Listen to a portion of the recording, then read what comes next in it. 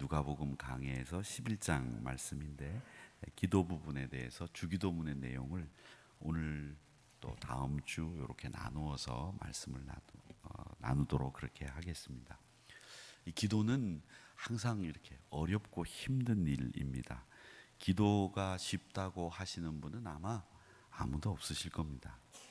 오늘 본문은 우리가 잘 아는 주님께서 제자들에게 가르쳐 주신 기도의 전형적인 모범 답안입니다. 대표 기도를 하는 경우가 우리도 생기게 되죠. 오늘도 우리 강원주 장로님이 우리를 대표해서 기도해 주셨는데 아주 간결하고도 내용 있는 알찬 기도를 해 주셔서 감사드립니다. 대표 기도는 어떻게 해야 하느냐? 간단히 모든 사람의 기도를 취합을 해서 대표로 하나님 앞에 올려드리는 기도입니다. 그 중에서 가장 중요한 원리 하나는 그 기도가 내가 하지만 내가 하는 내 기도가 아니라는 점입니다. 모든 사람의 기도를 취합해서 모든 사람이 공감하고 모든 사람이 갖고 있는 기도 제목을 하나님 앞에 순서에 따라 드리는 것, 이게 대표 기도입니다.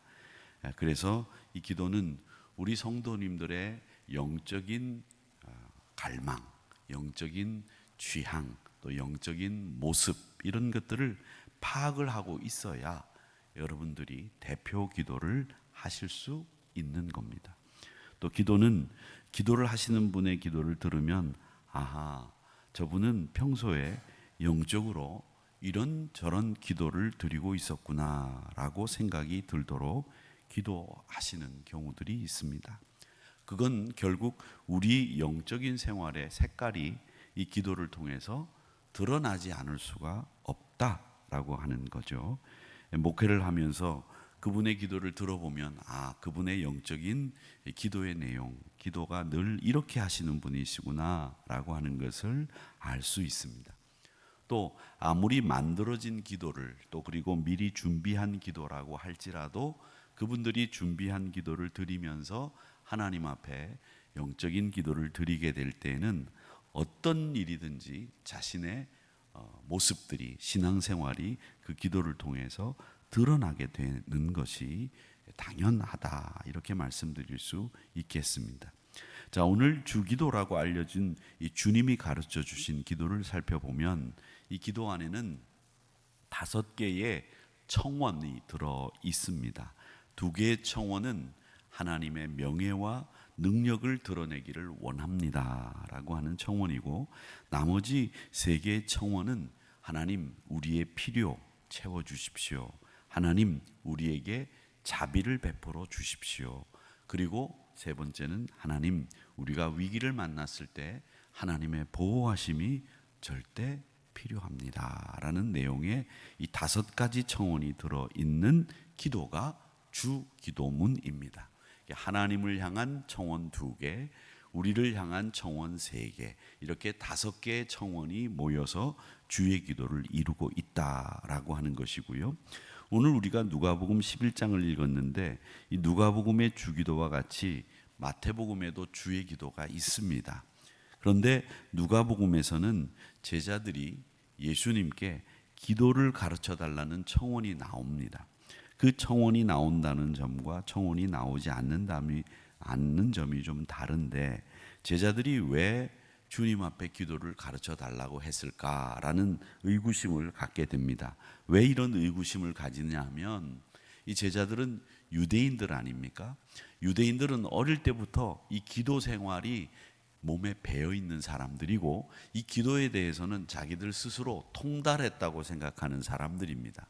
그런데 왜 예수님 앞에 기도를 평상시 어릴 때부터 쭉 배워왔고 기도를 통달하고 있는 사람들이 기도에 가르침이 필요하다고 느꼈을까라고 하는 겁니다. 여러분도 어릴 때부터 쭉 해왔던 것을 다시 배운다고 하는 것이 좀 어떤 생각이 드는지 모르지만 생소하기도 하고 다시 배운다는 것이 어려울 수도 있습니다. 근데 저는 이 부분을 2가지 측면에서 생각할 수 있다고 보는데, 하나는 긍정적인 면에서, 하나는 부정적인 측면에서 보면, 긍정적인 측면에서 보면 제자들이 왜 주님께 기도를 가르쳐 달라고 부탁을 했을까라는 생각을 해보면, 이 제자들이 생각이 주님의 기도를 계속 들었을 것 아닙니까? 3년 동안 따라다니면서 주님이 하시는 기도를 쭉 들어보니까 우리가 하는 기도하고 주님이 하는 기도하고 완전히 다르다는 걸 안 거예요. 아하, 예수님의 기도는 힘이 있다.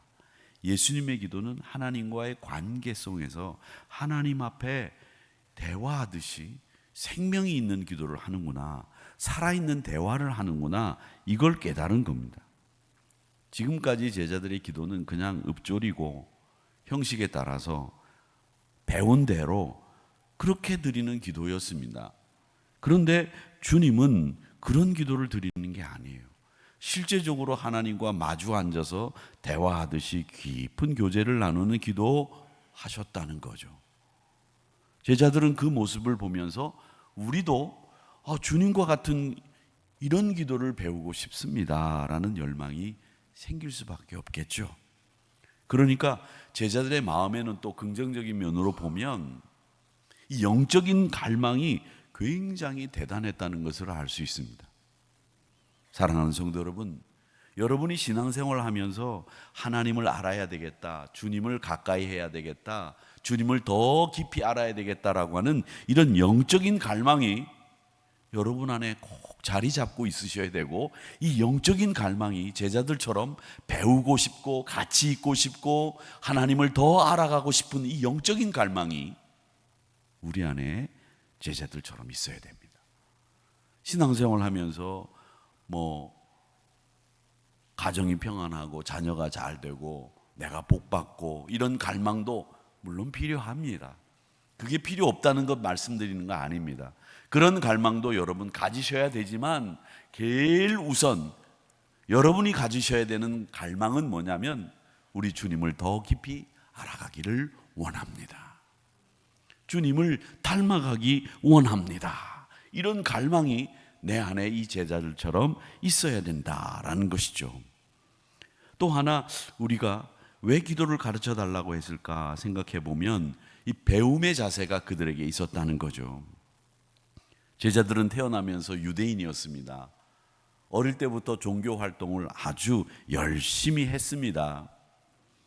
성경 읽기, 하나님 앞에 나와 예배를 드릴 때의 모습, 기도하는 일까지, 이걸 습득하지 않으면 유대인 남자로서 구실을 못합니다. 그러니까 이런 기도를 드리면서 이런 신앙생활을 하면서 쭉 자랐다는 거죠. 그런데 조금 전에 말씀드린 것처럼 그들의 마음속에는 이 기도를 더 배우고 싶은 마음이 아주 열정적으로 일어나서 그 기도를 주님으로부터 배우기를 원했다는 겁니다. 여러분, 기도는요, 하나님과의 관계 속에서 자라가야 되는 영적인 기술이에요. 일종의 영적인 테크닉입니다. 우리가 계속 이 기도를 배우고 익히셔야 됩니다. 제자들은 이런 기도를 배워야 되겠다고 하는 자세가 있었습니다. 하나님을 더 알아가려고 하는 마음가짐이라고 할 수 있습니다. 또 하나, 성경에 나타난 글을 보면 이 제자들이 왜 주님의 기도를 배우고 싶어 했는지 보면 이 제자들에게는 비교의식이 있었습니다.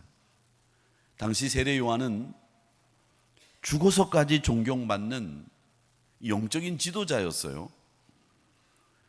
그 제자들도요, 세례 요한의 제자들도 나름대로 체계적인 훈련을 쭉 받고 있었습니다.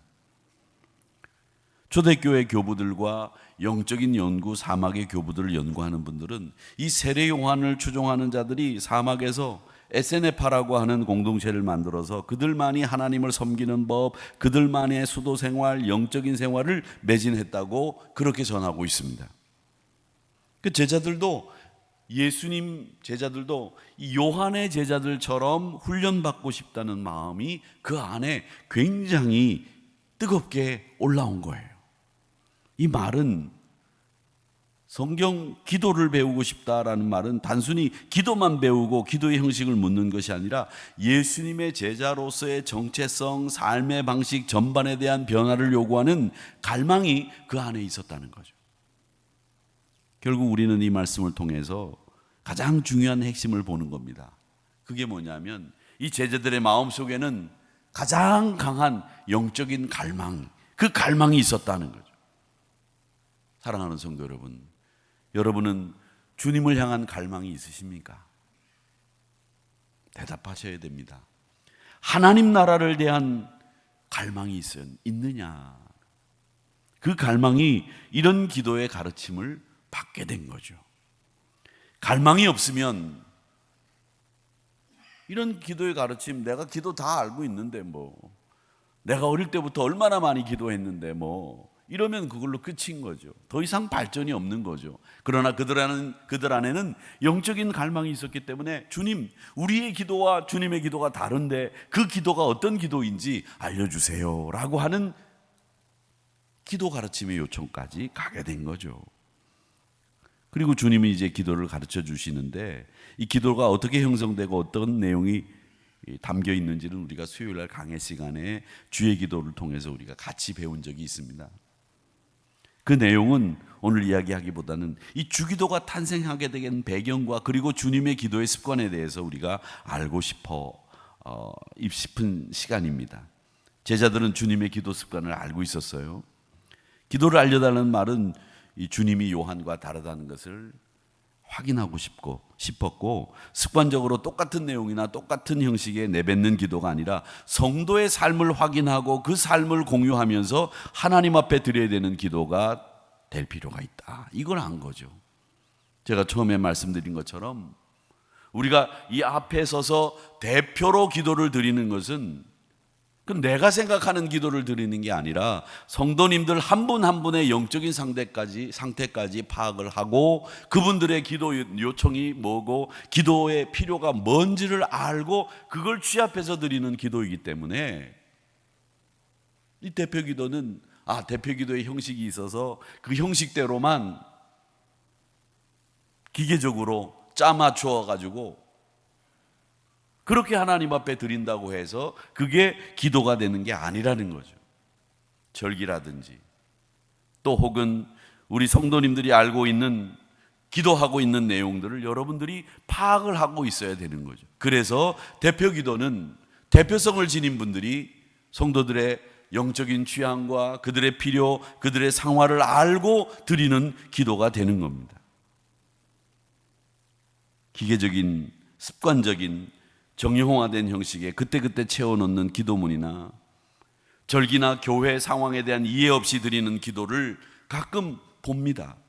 그리고 주님의 제자들도 그런 기도를 얼마든지 드릴 수 있었고 우리도 그런 기도를 드릴 수 있는데 문제는 우리가 이 기도에 대해서 더 배워야 되고 내가 주님을 더 알아가야 된다고 하는 의식 없이 내가 드리는 기도는 이렇게 하면 되겠지 이런 생각을 갖는 아니란 생각이 우리의 기도를 혹은 퇴보하게 만들지 않을까 이런 생각을 가지고 있었는데 제자들은 자기 기도의 문제의식을 가지고 있었다는 거죠.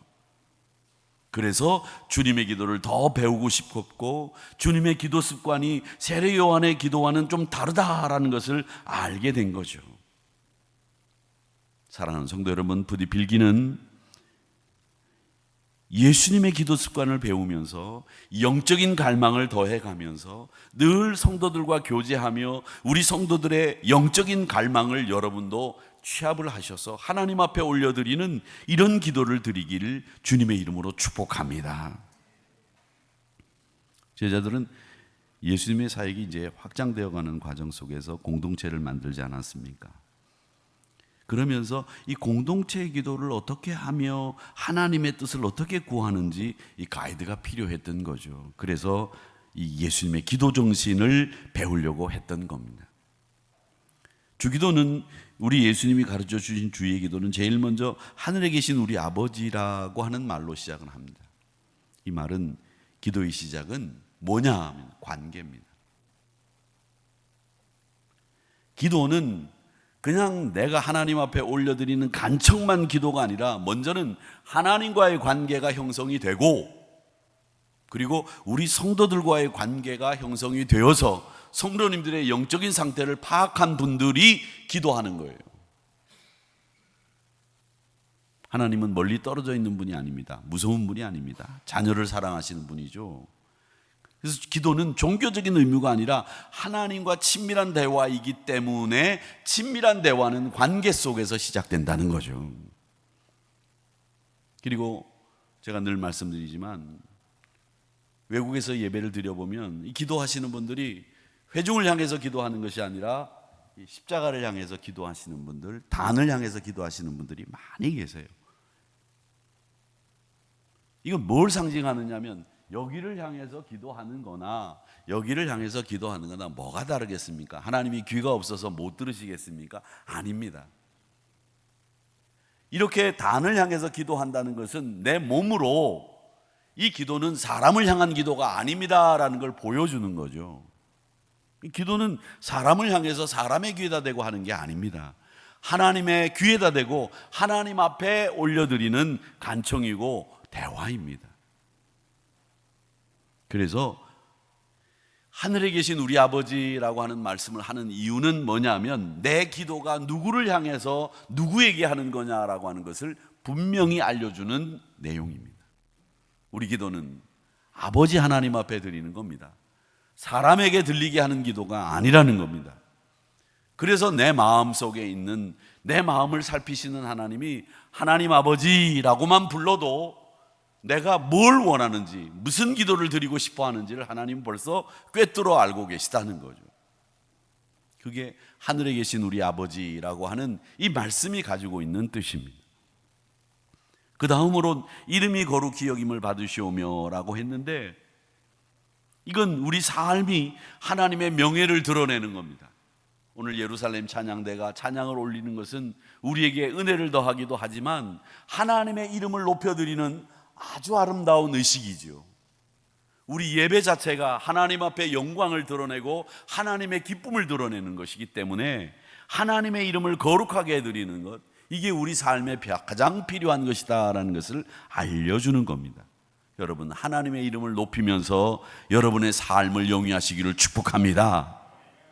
내 삶을 통해서 하나님의 이름이 높여져야 됩니다. 거룩한 삶은 목에 힘주고 고고한 척해서 거룩한 삶이 되는 게 아니라 거룩한 삶은 하나님을 사랑하고 하나님을 높여드리는 삶이 거룩한 삶의 전형입니다. 그 다음에 나라가 임하옵시며 라고 하는 이 기도를 드리라고 하셨는데 이건 하나님의 통치를 갈망하는 제자의 삶이 되어야 된다라는 것을 말씀하고 있습니다. 여러분이 원하시는 게 뭡니까? 다시 여러분이 원하시는 것을 예수님 안에서 한번 재조정해 보세요. 화면 조정하듯이 나는 지금 신앙생활 하면서 내가 도대체 하나님 앞에 원하는 게 뭐가 있는지, 뭘 지금까지 원했는지 한번 보시기 바랍니다. 생각해 보세요. 뭘 원하셨습니까? 제자로서 하나님의 백성으로 하나님의 나라가 이 땅에 실현되기를 원하시고 계셨는지, 아니면 내 기도와 내 원과 내 소망만 이루어지기를 원하셨는지, 여러분이 지금 신앙생활 하시면서 원하신 것이 무엇인지를 이 나라가 임하옵시며 라고 하는 기도를 통해서 늘 되짚어 봐야 됩니다. 이 땅에 하나님 나라가 이루어지기를, 부활의 생명이 모든 사람들에게 심어지기를 원하고 부활을 증거했던 초대교회 신자들처럼 하나님 나라가 이루어지는 것을 여러분 소망하고 계십니까? 하나님 나라가 뭡니까? 하나님의 뜻이 이루어지고 하나님의 사랑과 평화가 흐르는 곳이고 우리 삶이, 우리 교회가 우리 이웃과 세상 속에서 하나님 나라를 이루는 공동체가 되는 거, 그게 나라가 임하옵시며라는 기도를 드리는 우리의 기도가 되어야 됩니다. 매일 반복해서 그냥 나라가 임하옵시며 나라가 임하옵시며라고 그렇게 입으로만 읊조리고 되새기는 이런 기도가 아니라 하나님 나라를 갈망하는 기도를 너희들이 드릴 수 있어야 된다. 네가 정말 원하는 것이 뭐냐? 그걸 지금 묻고 계시는 거예요. 뜻이 하늘에서 이루어진 것 같이 땅에서도 이루어지이다 라고 하는 말은 우리가 이 기도를 드리면서도 내 뜻이 하나님의 뜻보다 늘 앞서는 경우가 있어요. 저는 특히 이 목회자는 하나님의 뜻이 무엇인지를 분별하는 분별력이 있어야 된다고 생각을 하는데, 늘 무슨 일을 하든지 이게 과연 내 뜻인지 하나님의 뜻인지,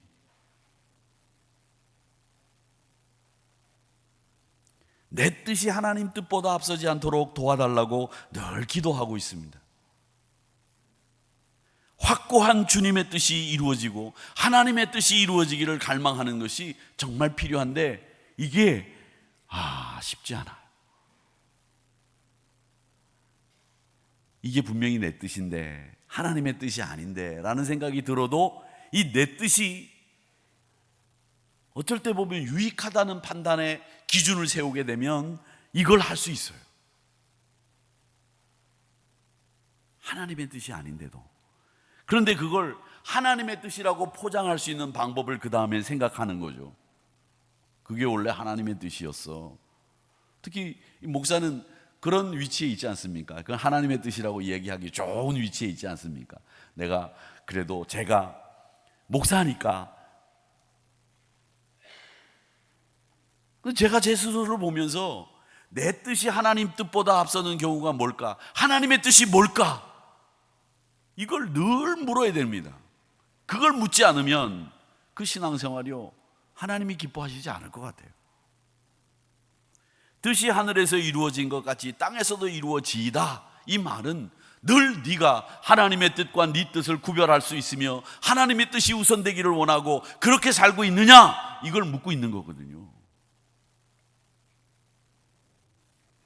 그래서 이 기도를 드릴 때마다 하나님의 뜻이 이루어지이다 라고 말씀하며 내 뜻을 내려놓는 그런 기도를 드려야 된다는 겁니다. 이게 순종의 기도 아니겠습니까? 사랑하는 성도 여러분, 2, 3부 예배 설교가 짧기 때문에 1부 설교도 짧게 이렇게 했습니다. 그리고 지난주 3부 예배 설교를 무척 길게 했다고 제가 집사람이 얘기했다고요? 아니요, 전 침대에서 그냥 들었습니다. 누워있는데 누가 옆에서 그런 얘기를 하더라고요. 누군지 잘 몰라요, 저는.